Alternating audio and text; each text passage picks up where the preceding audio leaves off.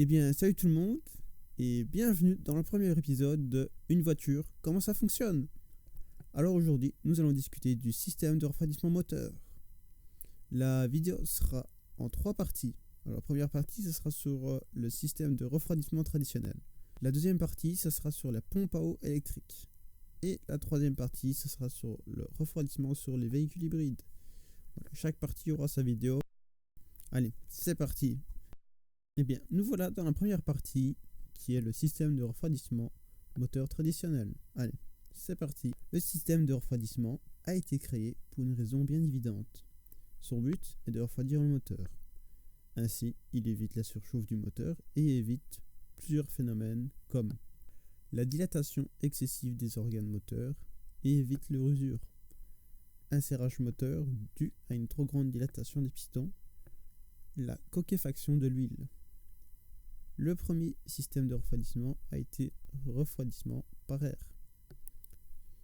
Il est utilisé sur certaines voitures connues comme Porsche ou la VW Coccinelle. Ensuite, on a créé le système de refroidissement moteur par liquide, qui est toujours utilisé sur nos voitures modernes. Le circuit est composé du liquide de refroidissement, bien sûr. Il sert à transporter la chaleur. Le radiateur. Il sert à refroidir le liquide grâce à un afflux d'air. Il est composé d'un ventilateur qui sert à augmenter le refroidissement du radiateur, d'un thermostat. Il sert à ouvrir le grand ou le petit circuit d'eau à une certaine température, environ 85 degrés. Le petit en rouge et le grand circuit d'eau en bleu. D'une sonde de température qui sert à indiquer la température au tableau de bord. La sonde de température peut fonctionner de différentes manières. Elle peut être une thermistance, une résistance métallique ou une thermocouple. Ça, on le verra peut-être dans une prochaine vidéo. D'un interrupteur de ventilateur. Il sert à actionner le ventilateur à une certaine température, environ 100 degrés sur ma voiture. Et d'un ventilateur habitacle. Il donne la ventilation d'air chaud ou froid suivant les besoins du conducteur dans l'habitacle. Dans les années 90, le fonctionnement de ce système était simple. L'interrupteur du ventilateur s'actionne lorsque la température moteur est un peu plus haut que la température idéale. À cette température, il envoie un signal électrique à un relais qui actionne le ventilateur de refroidissement. Pour les modèles plus simples, le ventilateur n'avait qu'une vitesse. Et pour certains modèles, on avait plusieurs vitesses de ventilation, 3 environ. Ici, nous avons un schéma avec une seule vitesse de ventilateur. Et ici, nous avons un schéma avec 3 vitesses de ventilateur. Plus tard, on a ajouté un chauffe-moteur ou un préchauffage moteur. Il n'est pas monté dans tous les véhicules de série. Sa fonction est d'augmenter la température du liquide de refroidissement ou de l'huile moteur selon le type d'appareil utilisé. Le chauffe-moteur permet de faciliter le démarrage par temps froid et le réchauffement de l'habitacle, ce qui contribue en plus à la réduction des émissions de gaz à effet de serre. Ainsi, grâce aux tests menés sur dynamomètre en laboratoire, on constate qu'une voiture branchée émet au démarrage 15 fois moins d'hydrocarbures et 6 fois moins de monoxyde de carbone et 4 fois moins d'oxyde d'azote que s'il n'était pas muni de ce chauffe-moteur.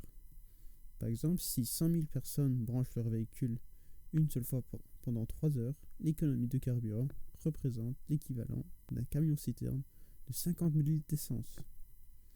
Étant donné la rigueur de nos hivers, imaginez les effets bénéfiques à long terme si tous ceux et celles qui peuvent brancher sur le véhicule en faisant ce simple geste pendant la période hivernale.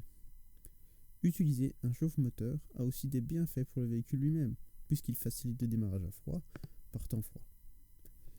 Le groupe moteur bénéficie ainsi d'une température idéale afin d'enclencher un démarrage qui préserve ses composants.